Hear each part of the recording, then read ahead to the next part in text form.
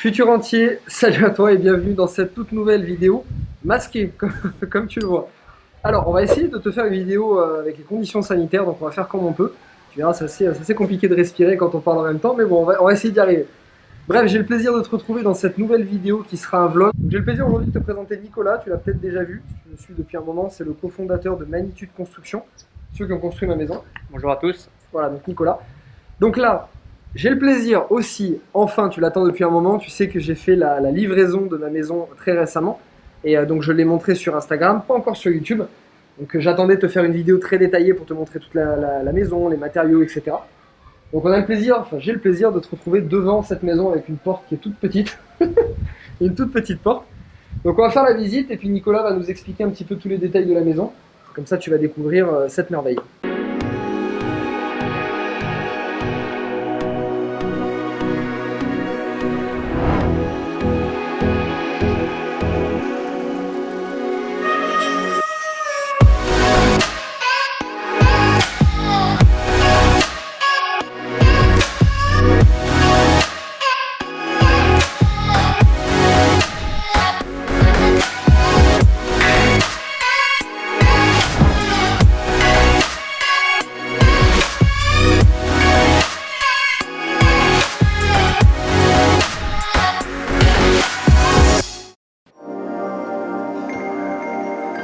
Donc nous voilà chez toi, Christopher. Donc pour l'entrée, on a mis ici 2 murs végétaux avec arrosage automatique. Donc très peu d'entretien, hein. C'est des choses qui sont des plantes locales. Ici une petite pergola. Tu vois, moi ce que j'aime bien dans la maison, alors là normalement tu as une fontaine qui est juste ici. On l'a coupée parce qu'avec le son, tu vois, on peut pas mettre le micro donc c'est un peu compliqué. Donc on l'a coupée, mais juste ici tu as une fontaine qui tombe, on essaiera de te la montrer sur les images. Là tu as 2 fontaines aussi sur les extérieurs. Donc, tu vois, tu as 2 plexiglas qui sont ici, donc on peut voir just there, handicap. Je parle anglais de temps en temps parce que le caméraman est indonésien, donc comme ça il voit bien où je veux montrer. Donc là on a les fontaines qui tombent juste ici, donc c'est magnifique, ça fait une ambiance. Enfin, moi la première fois que je suis rentré dans la maison, si tu m'as vu sur Instagram, tu as dû voir ma tête, j'étais comme un gamin parce que tu rentres, tu as vraiment une ambiance en fait, tu vois, tu as toutes les plantes, tu as la fontaine qui tombe, tu as ce bruit, tu vois la jungle et la rizière qui est juste devant. Tu es vraiment plongé dans une ambiance, ça fait vraiment quelque chose. Donc voilà, normalement là on les a éteints, tu as les Bouddhas à côté. Et particularité, tu peux, ça c'est quelque chose que je voulais absolument sur les plans. Donc Indica, you can show just there. Okay. You can, des fois je suis en anglais. Tu peux sortir en fait de la chambre et directement descendre les escaliers comme tu le vois ici. Passer sous le petit pont qui est juste là. Et après rejoindre le couloir de nage et aller directement dans le salon, dans la cuisine. Ça c'est vraiment incroyable. Donc la surface totale de la piscine c'est 90 mètres carrés. Tout en béton armé et recouvert de pierre naturelle, la greenstone. C'est ce qui est le plus répandu ici et c'est ce qui est le plus joli. Peut-être une question qui se pose, c'était quoi la surface totale du terrain par rapport à la surface de construction? Alors il y a 4 arts 80 de terrain, Ok. exactement, et la surface habitable est de 160 mètres carrés. Tu vois qu'ici il n'y a pas de problématique de poche. Non, pas du tout. On n'est pas contraint aux problématiques de poste comme vous faites. Et de la Deschaux d'ailleurs, énormément d'autres contraintes qu'il n'y a pas ici. Ok, alors on va te présenter une chambre. Donc celle-ci elle est fermée. Donc tu vois, il y a 4 chambres ici dans la maison. Il y a 2 chambres qui sont similaires, donc on va t'en montrer que 2 sur 4. 2 chambres qui sont similaires, donc c'est les 2 qu'il y a derrière, celle de droite, celle de gauche, et les 2 autres à côté sont aussi similaires. Voilà, donc comme Christopher le disait, on a un accès direct pour aller à la piscine ici. Et donc le mur végétal face à la fenêtre, ça donne un petit côté exotique. En termes de mobilier, on peut voir que tout est conçu pour être optimum par rapport à la location. Hein, il y a un dressing, il y a de quoi, un miroir et de quoi se maquiller pour mesdames. Tout est sur mesure. Tout est sur mesure. On prend toujours l'option de mettre 2 lissins qu'on peut rapprocher ici. You can show that just there. Voilà, comme ça les clients peuvent choisir, soit on écarte les lits, ça fait 2 lits simples, soit on les rapproche et ça fait un lit. Ça c'est pas mal parce que moi pour avoir pris beaucoup de Airbnb à Bali, soit tu as un lit double et on a déjà fait des événements avec des participants de formation sur des grandes maisons, on était 15 ou 20 dans la maison, c'était hyper galère, enfin les participants dormaient entre eux donc c'était pas hyper cool. Et hyper confortable aussi parce que ces matelas sont équipés d'un zip au milieu, donc il n'y a pas ce trou qu'on pourrait avoir si on rassemble 2 matelas. J'ai dormi dedans, j'ai pu tester, donc je confirme. Là vous m'avez dit que vous vouliez changer les portes. On va changer les portes, ouais, c'est pas ce qu'on attend, donc on va les changer, c'est prévu semaine prochaine. Donc voilà la salle de bain. Donc sur celle-ci, on a une douche intérieure vitrée. Donc une simple vasque, un toilette séparé ici, et le petit plus ici, c'est qu'on a un accès à l'extérieur, avec une douche extérieure, comme on peut le voir, et un petit jardin. Donc là, ça vient d'être planté, c'est pas touffu, mais une fois que ce sera, dans quelques semaines, ce sera bien touffu. Ok, donc comme je te disais tout à l'heure, tu vois que tu as les deux chambres qui sont juste ici. Il y a deux salles de bain, donc il y a la salle, enfin deux douches, une douche intérieure, une douche extérieure. Et là, les deux, il y a juste une seule douche intérieure. Là, sur ces deux chambres, tu as vu sur le mur végétal avec la petite fontaine qui passe devant le Bouddha. Tu peux sortir de la chambre et puis aller rejoindre les escaliers et la piscine. Et les deux autres chambres, par contre, tu as vu sur salon, cuisine et rizière. Alors voilà le type de chambre. Donc comme Christopher l'a dit, sur celle-ci, on a vu sur salon et rizière au fond. Alors je vais te montrer quelque chose aussi. Alors à savoir que pour le moment, ils sont pas encore satisfaits du résultat parce que la maison était normalement finie début mars. Entre temps, il y avait plein de petites finitions qui restaient, des meubles à faire livrer, etc. Il y a eu la période du Covid, donc c'est savoir qu'on n'est pas dans un confinement total ici. Mais il y a des choses qui venaient de Chine, enfin il y a des choses qui étaient compliquées. Donc ils ont dû finir un peu rapidement, il y a pas mal de choses qui vont reprendre. Mais même en précisant ça, tu vois, quand je suis rentré, ils m'ont dit écoute, pour le moment c'est pas vraiment fini, on a plein de trucs à reprendre. Moi j'ai fait énormément de logements et d'hôtels, des hôtels de luxe à Bali. Et les finitions, c'est toujours ce qui pêche. Dans les pays asiatiques, notamment en Thaïlande et Bali que je connais très bien, les finitions c'est toujours ce qui pêche. Ici les finitions, je les ai trouvées vraiment bien. Tu peux regarder le mur par exemple. Tu vois, les finitions ici, par rapport, alors si tu es en France et que tu es dans le hyper haut de gamme, etc., tu vas te dire ouais il manque des trucs. Pour Bali, ceux qui connaissent Bali, je peux t'assurer que c'est extrêmement bien fini. D'ailleurs, je l'avais vu dans une des maisons que vous avez faites au tout début, donc il y a presque 2 ans quand je vous ai rencontré. Et c'est ce qui m'a fait décider de bosser avec vous, parce que voilà, tu peux voir par exemple les spots, tu as ici, c'est assez bien fini, les contours, le staff ici, enfin la corniche, elle est quand même assez bien faite. Donc voilà, pour Bali, les finitions sont quand même très bien. Après, ça reste, il vous le dit très bien, d'ailleurs, vous me l'avez dit dès le début, il ne faut pas s'attendre à des finitions françaises, ça c'est sûr. Mais j'ai vu des appartements faits par des artisans en France qui étaient beaucoup moins bien qu'ici. Là, on arrive dans la partie que je préfère, c'est le salon et cette vue ici qui fait toute la maison. En fait, ce que j'adore, c'est que quand tu rentres dans la maison, tu vois, c'est assez intimiste, c'est quand même assez couvert, t'as pas une très grande étendue. Par contre, t'as cette espèce d'écran, en fait, t'as l'impression que c'est un écran de télé ou un tableau, encadré par cette armature. Tout ce que tu vois, c'est les rizières, la jungle. Là, tu t'entends, à part le bruit de l'eau, t'entends absolument rien. Et t'as l'impression d'être vraiment dans une forêt, dans une jungle. Et ça, c'est vraiment génial. Donc t'as un panorama qui est extraordinaire, t'as les paysans qui viennent cultiver le riz, parce que c'est des terrasses qui sont utilisées, hein, les paysans cultivent le riz ici. D'ailleurs tu le vois sur celle juste devant, le riz est encore bas, donc le cycle du riz ça dure 2 mois. Là il vient d'être coupé, mais au bout de, je sais pas, dans un mois et demi, il sera quasi totalement vert, donc ça sera encore plus beau. En fin de journée tu les vois qui brûlent les mauvaises herbes, donc t'as une espèce d'ambiance un peu smoky, comme ils disent, un peu fumeuse, tu vois, un peu brouillard.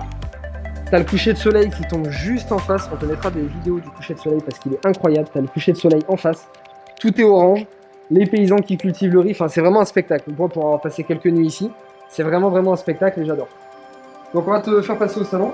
Plus les volcans quand on peut les voir. Exact, plus les volcans. Explique-nous du coup voilà, un peu les matériaux qu'ils ont utilisés ici avant ce salon.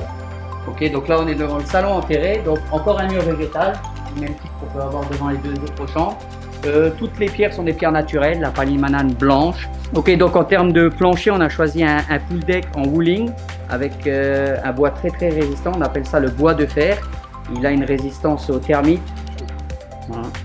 Donc on peut voir voit aucune fixation, tout est fait par l'intérieur. On peut voir aussi la vitre de la piscine. Donc on a pris l'option de plexiglas, 5 cm d'épaisseur. Pourquoi du plexiglas? Donc c'est beaucoup plus flexible que le verre. C'est beaucoup plus résistant en termes d'impact. Et autre avantage qui n'est pas négligeable, c'est qu'on n'a pas les petites particules vertes qu'on peut avoir sur les aquariums. Sur le plexiglas, ça n'adhère pas. Donc on n'a pas besoin de mettre de poisson laveur pour nettoyer les carreaux. Ça reste clean. J'aurais pu faire le poisson laveur dans la piscine. La particularité tu vois, de cette maison, c'est que, et ça fait tout en fait quand tu rentres, parce que tu as 6 mètres de hauteur sous plafond, quasiment 6 mètres, entre là-haut et ici. Du coup, quand tu rentres, tu vois ce salon et cette cuisine rabaissée. Moi, c'est le premier truc qui m'a fait waouh quand tu rentres. Ça fait un volume énorme, alors que le terrain n'est pas très grand au final. Et les idées qu'ils ont eues, tu vois, moi j'avais vu sur une photo sur Pinterest un petit salon un salon, un transat hein, même, on va dire un siège de piscine qui était encastré dans l'eau, qui était en dessous le niveau de l'eau. Et du coup, ils m'ont proposé ces designs que je trouvais dingues, donc cuisine, salon en dessous de l'eau. Et là, du coup, Annika, we can show there.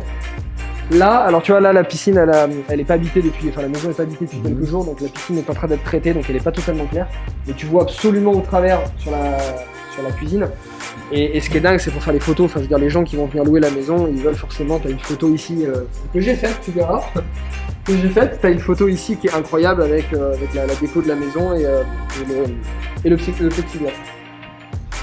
Les meubles, qu'est-ce que vous utilisez comme matériaux et vous les faites faire par qui? Alors, les meubles, on change notre process là prochainement. Avant, on utilisait des locaux, on fait tout du sur-mesure.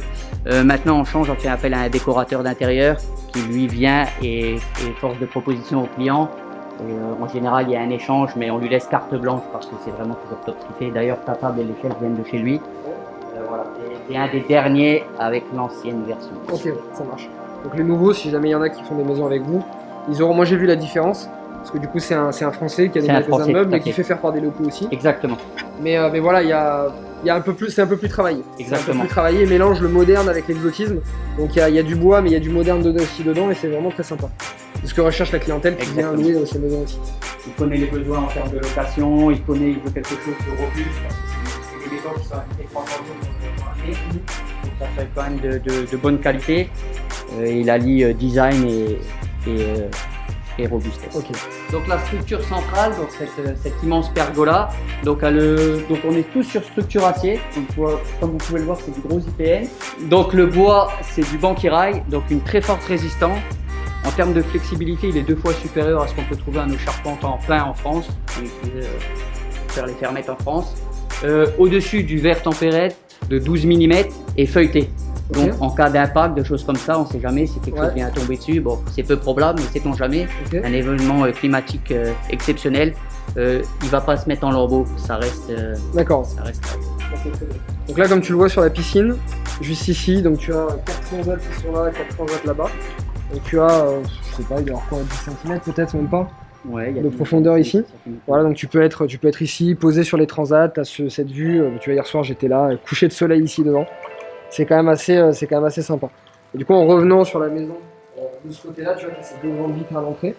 En termes de décoration aussi, je voulais quelque chose qui soit assez simple mais assez imposant. Tu vois, je voulais des belles statues. Donc ils ont fait venir des superbes statues. Il y a ici donc, des statues qui sont là, ici à l'entrée. Une grande statue aussi à l'entrée de la maison. Et je trouve que ça donne assez de charme sans faire too much. Alors maintenant, on arrive dans la partie cuisine. Donc, qu'est-ce que tu peux nous dire sur la cuisine? Alors cuisine enterrée comme le salon, donc tout équipé comme on peut le voir. On va faire une petite modification, c'est en partie supérieure. Voilà, la finition n'est pas au top, c'est pas ce qu'on attendait, donc on va faire une petite modification la semaine prochaine. Donc tout ce qui est plan de travail c'est du marbre. Voilà, c'est des cuisines qui sont toutes équipées avec four, réfrigérateur, tout ce qu'il y a besoin de cuisiner. Et petit plus chez Monsieur Vangel, une petite cave à vin. Voilà, complètement sur mesure. Alors, à savoir qu'il y a une très grosse partie de la clientèle qui est chinoise ici. Donc cave à vin, petit vin français et alliage moderne, exotique, les Chinois aiment beaucoup. Donc ça va à mon avis beaucoup plaire. La question qui doit se poser à mon avis, j'y réponds avant, c'est la maison elle est toute ouverte. Tu vois, tu as les rizières juste devant, les paysans viennent, ils peuvent travailler, ils cultivent le riz juste devant. Beaucoup se disent mais on ferme pas, les gens peuvent rentrer, comment ça se passe? Explique-leur à Bali comment ça se passe. Bon, au bout, on n'est pas en métropole, il y a très peu de vandalisme, de vol, de choses comme ça. Donc on a pris l'option à Ubud particulièrement de toujours tout laisser ouvert. À savoir qu'à Bali, le type de maison balinaise, c'est des maisons qui sont toutes ouvertes. Donc les maisons sont toujours ouvertes en fait. Alors tu peux fermer les chambres à clé, mais les salons sont toujours ouverts. Donc là effectivement, tu peux accéder en fait ici, c'est ce qui fait le charme des maisons balinaises. Et il y a aussi un agent de sécurité qui est là 24 h sur 24. Donc quand la maison n'est pas habitée, ça risque rien, il y a quelqu'un qui est devant. Et après l'état d'esprit, l'état d'esprit balinais, c'est pas tellement l'état d'esprit français. Donc il y a évidemment beaucoup moins de crimes, de vandalisme et tout ça que chez nous. Donc c'est une autre façon de vivre, En termes de construction, on est vraiment traditionnel, hein, comme ce qu'on peut trouver en France. En termes de fondation, de structure, on travaille avec des agglos. Tout ce qui est revêtement, c'est beaucoup de pierres naturelles. En termes de workers, alors tout ce qui est gros œuvres, c'est des workers javanais. Et tout ce qui est finition, c'est des workers balinais. Donc là, c'est un petit peu compliqué avec le Covid parce qu'on a certains secteurs qui sont complètement bouchés, où on ne peut pas continuer. Et d'autres où on se balade tranquillement comme si de rien n'était. Donc voilà, c'était un petit peu compliqué pour la fin de chantier, mais voilà, le résultat est plus que bien clair. C'est ça. On va aller sur la partie rizière. Comme ça, je vais te montrer aussi la maison vue d'ici. Et ce qu'on pourra faire, donc il y a deux maisons qu'ils ont construites juste à côté. On pourra te montrer donc, ces maisons que vous avez construites déjà avant. On pourra te les montrer, tu vois, c'est d'autres types de finition, d'autres types de détails. Et comme ça, tu pourras voir un petit peu ce qu'ils font. Donc là, on est sur le devant de la maison. Alors, je pense qu'à mon avis, tu dois te poser énormément d'autres questions. La fiscalité, comment ça se passe pour le terrain, on est propriétaire, pas propriétaire. J'ai fait 2 autres vidéos à ce but. Donc une vidéo, c'était avec eux d'ailleurs, qui dure 45 minutes, hyper détaillée, tu as toutes les informations. C'est investir à Bali. Et la deuxième, c'est vlog numéro 3 ou vlog numéro 4. Je fais l'analyse en fait d'Ubud. Pourquoi est-ce que j'ai décidé d'acheter à Ubud plutôt qu'une autre ville à Bali? Parce que j'ai analysé d'autres villes et j'avais visité des maisons dans d'autres villes aussi. Et pourquoi je suis parti sur de la construction plutôt qu'une maison toute faite? Parce que je devais acheter une maison à Canggu, donc c'est une autre ville qui est sur la côte. Et finalement, je suis parti sur une construction à Ubud. Donc voilà la maison vue d'ici. Donc là, en fait, on est quasiment sur les rizières, en fait, ce qu'on montrait. Donc tu vois, tu as la vue de la maison et quand tu as la fontaine qui est devant, on te montrera sur les vidéos. C'est vraiment impressionnant et ce salon et cette cuisine, c'est vraiment génial. Donc tu as un couloir de nage qui est quand même assez long. Je pense que tu as 20 mètres, 25 mètres. Ouais, c'est ça. Ok. Donc du coup, tu peux nager ici, c'est vraiment super. Et si tu veux te poser là, tu vois, tu as les transats, tu as le petit rebord ou avec peu de profondeur. C'est vraiment génial. Tu peux faire venir des masseuses par exemple en fin de journée qui viennent ici te masser avec le coucher de soleil, une petite musique. Bref, voilà, c'est génial. Donc on va te montrer 2 autres maisons. Tu regarderas ma vidéo Investir à Bali, on était venu sur mon terrain. Et d'ailleurs, c'est marrant, je te ferai le parallèle. Je vais essayer de reprendre les mêmes images parce que je t'avais fait la visite de la maison, mais on était à 2 mois ou 3 mois de construction, donc c'était vraiment en plein milieu. On t'avait montré les autres maisons qui n'étaient pas tout à fait finies non plus, comme ça tu vas aller les voir maintenant qu'elles sont finies. Donc là on est sur une autre villa qui est construite depuis un moment, parce qu'elle était déjà finie quand je t'ai fait la vidéo Investir à Bali. C'est une villa qui a été faite par un Belge, c'est ça? Un Français qui c'est un footballeur professionnel qui joue en Belgique, donc il a acheté 2 villas. Ok, donc il a fait construire les 2 villas à côté. Celle-ci, ça fait un moment qu'elle est terminée et en fait, elle était à vendre, elle était vendue. Il l'a vendue à quelqu'un. La personne n'a pas eu son prêt, donc il a perdu son acompte et là, elle vient juste de nouveau d'être mise en vente. Elle est nouveau sur le marché. Oui. Combien lui a coûté celle-là? 180 000 €. C'est les anciens prix, hein, parce qu'il a fait construire à quand 2 ans et demi, 3 ans? C'était les premiers, ouais. C'était dans les premiers, donc c'était les anciens prix. Ça ne coûte plus ça de faire construire ça, hein, je le dis bien au cas où.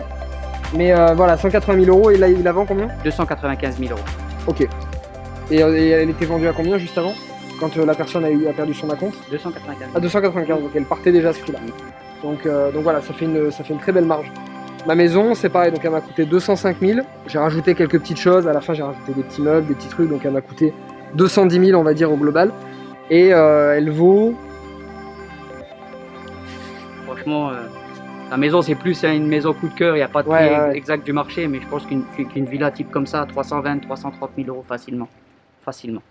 En termes de rendement, bon, je te parlerai des chiffres un petit peu tout à l'heure en détail. Donc je te retrouve maintenant tout seul pour le coup, comme ça j'ai plus le masque, c'est beaucoup plus facile. Donc pour t'expliquer un petit peu les chiffres de cette villa, alors pour le moment, donc comme je te disais, villa qui m'a coûté 205 000 €. Terrain, construction, création de la société, je t'explique pas tous les détails, sinon il y en a encore pour une demi-heure, tu iras voir l'autre vidéo, ça sera plus pratique. Création de la société, meubles, il y a absolument tout. À la fin, donc Magnitude te propose, si tu le souhaites, de rajouter des suppléments. Par exemple, d'une chaise bébé, une sono, tu vois, j'ai une sono ici que je viens d'enlever, donc tu peux ajouter une sono. Tu peux doubler les couverts, les assiettes, etc. Bref, tu peux ajouter pas mal de choses pour un peu plus de confort ou louer un peu mieux si tu veux.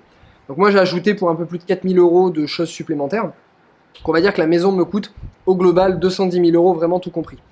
Actuellement, vu la période sanitaire, tout est bloqué, même si on n'est pas vraiment dans un confinement. Les personnes ne peuvent pas venir, ne peuvent pas sortir, donc évidemment, il n'y a plus de location pour les touristes. Par contre, l'avantage, c'est que tous les expatriés, les personnes qui restent ici depuis très longtemps, eux évidemment restent ici parce que la situation est heureusement bien meilleure que dans d'autres pays. Du coup, ils décident de rester ici, ils profitent de changer de maison parce que les prix des maisons sont dérisoires et donc ils profitent de changer de maison pour payer un peu moins cher. Donc là, moi, c'est ce qui va se passer. Donc j'ai posté cette annonce, donc là, ça date d'hier, j'ai déjà eu quelques demandes pour louer cette maison, 1 900 € par mois plus les charges. C'est une maison qui, en temps normal, en location courte durée sur Airbnb, va me rapporter environ 5 000 € par mois, brut. Ensuite, je te parlerai des charges. À peu près 5 000 € par mois. Là, je peux la louer 1 900 € par mois, donc j'ai déjà des personnes qui sont très intéressées. Sauf qu'ils la veulent pour 1 an, mais je ne veux pas la louer 1 an parce que je perdrais beaucoup trop d'argent. Donc je vais la louer que 2 ou 3 mois maximum. 1 900 € par mois plus les charges. Les charges, pour le moment, j'ai payé un appel de fonds. Alors l'appel de fonds, c'était, je crois de mémoire, environ 600 € par mois. Alors, je pense qu'il y a un peu trop parce que normalement c'est un appel de fonds prévu pour une location normale, c'est-à-dire à peu près une vingtaine de nuitées dans le mois. Là, ça sera très différent, il y en aura beaucoup moins, ou alors ça sera une seule personne, donc c'est différent. Donc normalement, ça devrait être un peu moins. Les charges, ça comprend le ménage tous les jours, ça comprend une personne qui vient nettoyer la piscine, une personne qui vient s'occuper des jardins, l'électricité, l'eau et Internet. Voilà, donc en gros, la personne qui est ici, elle a absolument rien à faire, tout est pris en charge. Donc voilà, je te disais location, 5 000 € par mois sur Airbnb, en net ça fait 4 000 €. Une fois que j'enlève les charges, les impôts sont très très faibles ici forcément. On arrive à peu près à 4 000 € par mois net sur un investissement qui m'a coûté 210 000 €. Donc ça fait quelque chose comme 18%, 20% net, quelque chose comme ça. Là, même en période de Covid, alors je t'avoue que j'étais quand même un peu inquiet, même si j'attendais pas forcément ces revenus, j'étais quand même un peu inquiet en disant, bah voilà, la maison, vu la situation sanitaire, elle va pas se louer de suite. Mais en fait non, il y a quand même de la demande parce qu'il y a quand même des gens qui sont restés ici et qui cherchent à rester 2 mois, 3 mois, 4 mois. Donc ça peut être bien, tu vois, tu as beaucoup moins de gestion, tu as beaucoup moins de turnover, donc moins de risque de casse aussi. Tu peux prendre une prise de garantie, la personne paye ses charges à côté, donc elle est un peu plus respectueuse aussi. Donc, et même en partant sur un forfait comme ça, 1 900 € par mois plus charge, on arrive quand même à un peu plus de 10% de rendement, sachant que c'est loué, c'est prix Covid, quoi, c'est-à-dire c'est le prix vraiment vraiment faible. Donc même avec ces prix-là, la location est quand même très rentable. Tu l'as vu en termes de revente, hein, Nicolas te l'a dit tout à l'heure, c'est une maison qui peut se revendre facilement 320-330 000 €. Pourquoi? Parce qu'il y a énormément de personnes qui veulent acheter à Bali, qui veulent investir, parce que le marché est en train de complètement exploser, notamment à Ubud. Mais beaucoup de personnes ont peur de faire de la construction. C'est normal, tu es dans un pays asiatique, les normes ne sont pas du tout les mêmes que chez nous, même le balinais en soi, même s'il travaille très bien, il n'a pas la même notion des finitions que les Français, même que les pays occidentaux, donc c'est vraiment quelque chose de très différent. Donc ça fait peur à beaucoup de monde. Étant donné que ça fait peur, les prix de construction restent très raisonnables, parce qu'il n'y a pas tout le monde qui veut construire parce qu'ils ont peur. Par contre, les gens veulent quand même acheter et avoir le plaisir d'avoir une maison qui soit finie, parce que c'est quand même très rentable. Et puis certains en profitent aussi. Donc du coup, si tu veux, il y a une espèce de décalage pour le moment, on ne sait pas combien de temps ça va durer. Un décalage, je trouve, entre le prix de la construction, qui est relativement peu cher, et le prix de vente de la maison, parce qu'il y a une très grosse demande de gens qui veulent acheter des maisons finies, qui ne veulent pas prendre le risque de la construction, et ceux qui acceptent de prendre le risque de la construction, comme j'ai accepté de le prendre, bénéficient de rendements qui sont exceptionnels et d'une plus-value qui peut être vraiment super intéressante à la revente. Sache que moi j'ai hésité avec une maison, comme je l'ai dit dans ma vidéo vlog sur l'analyse du marché Ubud, j'ai hésité avec une maison, si tu me suis sur Instagram, j'ai déjà été en location dedans, une maison tenue par un Français, donc le Français est un propriétaire, qui vendait la maison dans les 150 000 €, une maison 2 chambres, très sympa, très différente de celle-ci, mais quand même très sympa, avec 9 mois de location d'avance. Donc la maison rapportait au minimum 14-15% de rendement. Super intéressant, brut, pardon, là c'était brut et moi j'ai quasiment du 20 net, enfin j'aurai normalement du 20 net sur cette maison. Les rendements étaient quand même intéressants, mais j'ai préféré prendre le risque entre guillemets de la construction parce que je savais qu'avec Magnitude j'allais être bien encadré. Je savais à 90%, on peut jamais le savoir avant, mais j'avais vu leur maison finie. C'est des Français, ils ont des normes qui sont quasiment françaises, ils ont des personnes qui ont travaillé chez Bouygues, chez Eiffage, ils ont de très bons ingénieurs chez eux. Donc voilà, l'équipe me donnait confiance et ça n'a pas donné tort quand je vois les finitions ici, ça me rassure totalement. Futur entier, voilà, j'ai été ravi de te faire cette visite de maison, j'espère que ça t'a plu, j'espère que tu as pris autant de plaisir que moi. Quand je l'ai découvert la première fois, j'étais comme un gamin parce c'est la première fois qu'un investissement me fait ça. C'est-à-dire, tu sais que ça va être rentable, mais en même temps, quand tu rentres, tu as une espèce de coup de cœur qui est incroyable et ça a été vraiment, vraiment fou. Donc voilà, j'étais très, très content de te partager cette maison. J'espère qu'elle t'a plu, dis-moi en commentaire si elle t'a plu, dis-moi ce que tu en penses. Mets des likes sur cette vidéo si elle t'a plu aussi également. Et d'ici là, je te ferai certainement une autre vidéo, peut-être à la fin du mois ou ailleurs, peut-être on essaiera d'aller voir d'autres chantiers, bref, j'essaierai de te faire certainement autre chose. Je te souhaite, comme d'habitude, futur entier, une très très belle journée, la patate, la motivation, et je te dis à très très bientôt. Salut!